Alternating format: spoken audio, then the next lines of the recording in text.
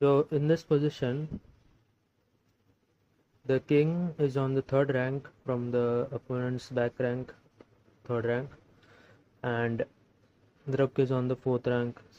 King is supporting the pawn is on the fourth rank, and the king is supporting the pawn.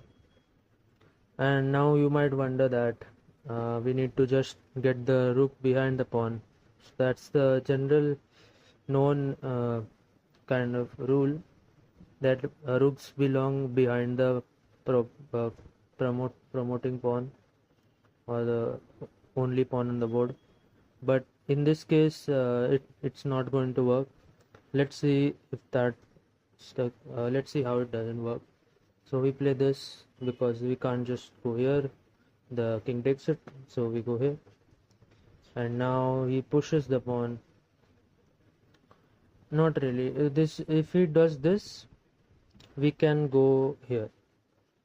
And this is what we do initially. But if he plays a4, we can correct that mistake by going back here. So we will play king c5 or king b5. Any move that uh, gets him uh, gets the king closer to the promotion square. And so let's go with king c5, and then we can bring our king closer because we need the king and the rook both attacking the both like controlling the promotion square. So we also need to involve the king with the rook. So now we can push, then he gets his king closer. He can push, gets his king closer. We can go here, he gets closer, and here we can push again. Now he'll play this, trying to attack the pawn. We can play here, he'll go here, we can control the square, and now this is a draw basically. Even if he gives a check, we can just like go here, and this, if he doesn't do anything, it's a stalemate, so he has to move the rook away, and so we bring it here again. So next move we'll just promote, right? So this is a draw basically, and this is why wait, we shouldn't get the rook behind the pawn when the king is on the third rank. Instead we should just block the king from getting ahead.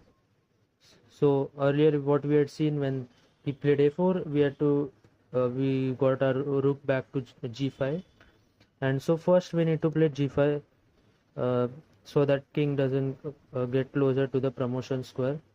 The king b5 or king c5 will draw the game, and now he has no other move. If he keeps repeating here, we can get a king closer, and then we can just surround the pawn like this. And so he'll he will push the pawn. After moving here, he'll push the pawn, and we'll bring our king closer. He'll push the pawn again, and this time we need to go rook g3 so that we are attacking the pawn, and he's forced to play rook a2. Otherwise the pawn is captured if you play any other king move. So a2, not rook a2, just a2 basically. So we play rook a3, and the next move we just capture the pawn. There's no way to save the pawn. So this is how we play against the king on the third rank. And yeah, so we first need to block the king from uh, getting close to the promotion square. And now in this position, earlier it was this position, now let's say this position, we can control with our rook. And now in this case the king has this part of the board where the rook is not controlling the squares, and so we'll try to get move from this square, get this side of the board. We can get a king closer. He'll go here, we get a king closer, he goes down, so can push the pawn, otherwise it was pinned. So we get our king closer again. He'll push his pawn. We go here. He'll push again. We can get our king closer. And if he pushes now, we can get a rook here. And the rook is controlling the promotion square, so he can't win. So this is how you can play when the king has this side of the board. Now in this situation, the rank really matters, and here the king is on the 4th rank from the opponent's back rank, and here it's a cutting off is useless basically, and that is because if we cut off the king, he just pushes the pawn, and this time we can't really do this because the king protects it. And if we bring the king closer, we can just go here. If we go the rook here, he can get his king closer. If we do this, he can go here, and this is a draw, and cutting off in the 4th rank is useless. So in this situation, when the king is behind the pawn, in the end, when the king gets here, we need to promote to a knight, and that will be a check. So this is the kind of the trick that is available in this situation when the king is behind the pawn. Otherwise, if the king is here, we just give a check with a rook or something, or queen, even. So now let's see how it's done. Give a check with the rook. We play king c3. He goes king c5, attacking this pawn with both the rook and the king. We play b3. He gives a check. We go here, king c2. He attacks the pawn. We play b2. Now he gives a check again. We go here, or here, and if we promote to any other piece, this will be checkmate, and so we promote to a knight. And now if king b3, we give knight d2 check, and let's see how it's done. We goes back, we go this check, we give this, we go king d3, we go knight a3, and if he goes rook a2, we bring our knight back. And now if he goes rook g2, we simply go knight here, yeah, and if he gives a check, we just go upright. So let's say he gives a check first, and then we go here, and now he goes here. Now what? Now we just go king c1 again, and so this is basically how we draw the game.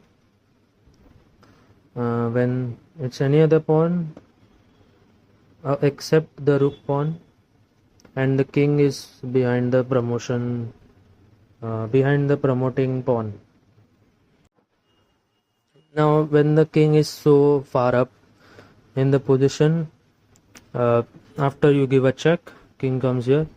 Now outflanking doesn't work. Outflanking meaning the king coming from this direction, it doesn't work. For example, if we play king b5, we push, he gives a check, we go here, king attacks the pawn from here at case, push the pawn, gives a check, we go here, he goes here, and then we promote to a queen. And so the king is not fast enough. When the black king, the weaker king, is so far ahead and close to the promotion square. Now the same outflanking would actually work in this situation when the king is not so far away. king is on the 4th rank from the back rank, and in this situation we give a check. This time we are not cutting off, as we are as the king is already behind the pawn and close to it. This time cutting off would, like, it's not necessary because we can easily win the pawn. Cutting off would not work. For example, if we had gone here, he just pushes the pawn, he goes, and if he goes here, we can just get our king closer. So here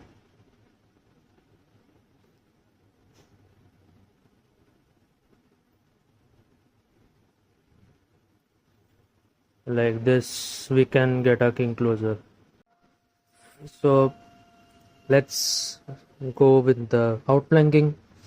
So gives a check, we play king d4, he goes king c5, king what is that, king c6, outflanking, and he pushes, bring our king closer, he pushes king b4, he pushes again, and now we can just go here, and if he tries to protect it, we play here, he goes here, we play this move. And so yeah, outflanking works when it's like the 3rd rank, for example, and when the king is behind the pawn in this situation, and when it's up here, if that was for